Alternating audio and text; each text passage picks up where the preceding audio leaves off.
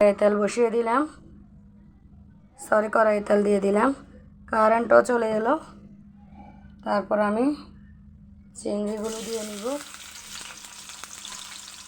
একটু পেঁয়াজ কুচি দিয়ে নিব,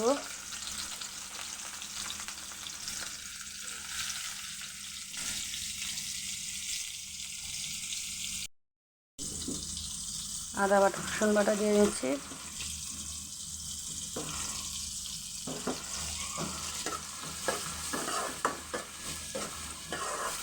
তারপর হলুদ গুঁড়া, মরিচ গুঁড়া, জিরে গুঁড়া, ধনিয়া গুঁড়া সব দিয়ে নিব। সব মশলা দিয়ে দিলাম। এখানে আদা বাটা, রসুন বাটা, তারপর হচ্ছে হলুদ গুঁড়া, জিরে গুঁড়া, ধনিয়া গুঁড়া, লাল মরিচের গুঁড়া, স্বাদ মতো নুন দিয়ে আমি একটু কষিয়ে নিচ্ছি। কষানোর পরে আমি তারপর হচ্ছে বিউলির ডাল দিব। এই যে বিউলির ডালগুলো দিয়ে নিচ্ছি।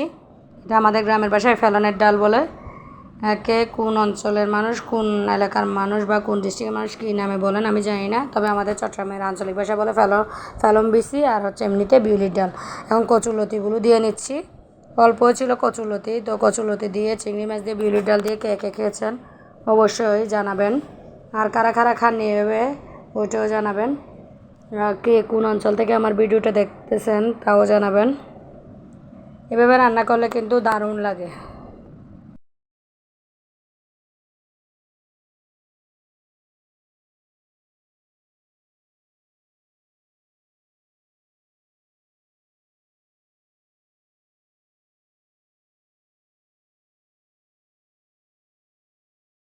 চিকেন রান্না করব, তাই আমি চিকেনটা হচ্ছে গরম পানিতে একটু বয়ল করে নিয়েছি, পানিটা ফেলে দিয়েছি। তারপর হচ্ছে হলুদ দিয়ে আর একটু নুন দিয়ে জিরে গুঁড়া, মানে সব ধরনের মশলাগুলো দিয়ে আমি একটু তেলে ভেজে নিব।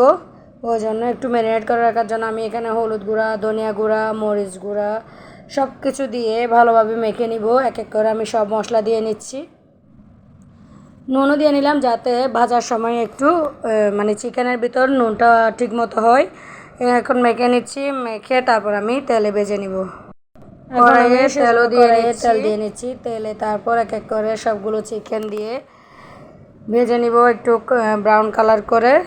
তারপর হচ্ছে রান্নাটা বসাবো। এখন সবগুলো চিকেন দিয়ে নিচ্ছি। কে কীভাবে আসলে ব্রয়লার মুরগি রান্না করেন আমি জানি না। আমি আসলে ব্রয়লার মুরগি তেমন খাই না, আমার হাজব্যান্ডের জন্য বিশেষ করে রান্না করি। আর আমার বাচ্চারা আমরা ব্রয়লার মুরগি খাই না, এই আর কি, এই জন্য সবগুলো ভেজে নিই।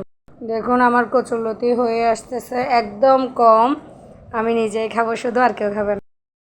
চিকেনগুলো আমি ভালোভাবে নেড়ে চেড়ে ভেজে নিচ্ছি, কারণ ভিতরে যাতে কাঁচা না থাকে। এই আর কি, রান্নাগুলো তো অবশ্যই কুকড হয়ে যাবে। তারপরও আপনাদের সাথে কিছু কথা বলি। প্রত্যেকটা মানুষের জীবনে সফলতার পেছনে ব্যর্থতা রয়েছে। ব্যর্থতা ছাড়া জীবনে উন্নতি লাভ করা যায় না। আমি জীবনে অনেকবার হারছি, তাই বলে আমি থেমে থাকিনি। আমি ছোটোবেলা থেকে কী আর বলবো, মানে যারা অন্য কোনো মেয়েরা যদি কাজ না করে বা পড়ালেখা না করতে চায়, তার মা বাবা বলে পড়ালেখা করার দরকার নেই বা কাজ করার দরকার নেই। আমি একটু ব্যতিক্রমধর্মী, আমার বোনেরাও একটু লাজুক স্বভাবের ছিল, আমি কিন্তু একটু দুরন্তপনা বলে যাই, মানে চঞ্চল টাইপের বললেই চলা যায়, এই আর কি।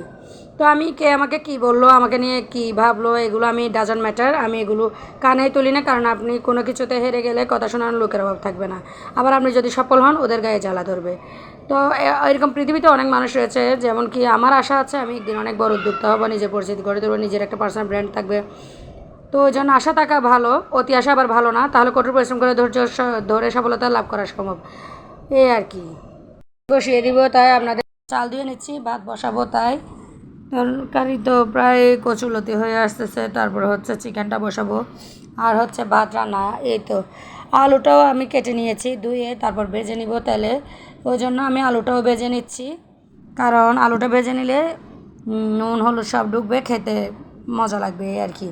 আর যদি আমি না ভেজে দিই তাহলে এটা অনেকক্ষণ সিদ্ধ হতে হবে, এত কিছু করার কি দরকার। এই জন্য আমি সুন্দর করে আলুটা ভেজে নিব। আলু আর চিকেনটা তো আগেই ভেজে নিয়েছি, আলুটা ভেজে নিচ্ছি। আলু ভেজে নেওয়ার পরে আমি ফাইনালি তরকারিটা বসাবো, এই আর কি।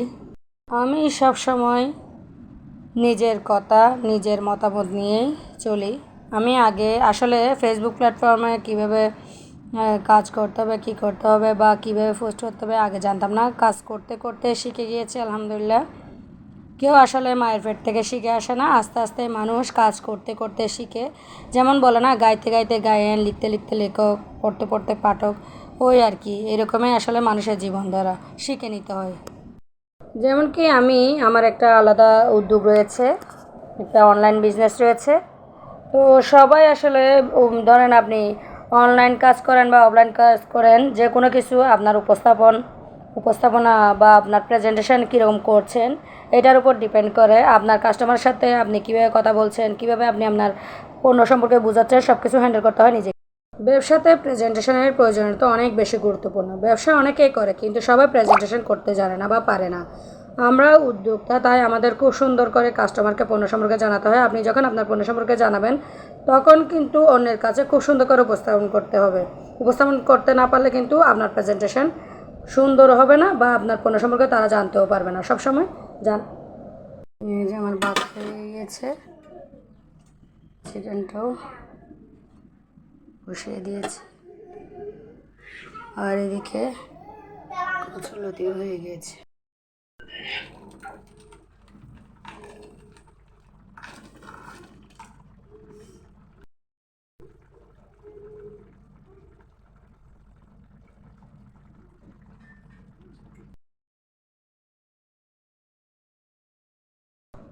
প্রেজেন্টেশন করতে জানলে পিছিয়ে থাকতে হয় না ব্যবসাতে, শুধু লেখাপড়া জানলে হয় না, সঠিকভাবে কাজে লাগাতে হয়। ঠিক সেরকম অন্যের দেখা দেখে ব্যবসা করলে হয় না, সেটা ধারণা থাকতে হয়, জ্ঞান থাকতে হবে, না হলে মাঝপথে হারিয়ে যেতে হবে। আলহামদুলিল্লাহ, আমার চিকেন রান্না ডান। এখানে আমি একটু বেরেস্তা করে নিচ্ছি। বেরেস্তাটা আমি এখন চিকেনে দিয়ে নিব। আমার বেরেস্তা হয়ে গিয়েছে, এখন আমি দিয়ে দিলে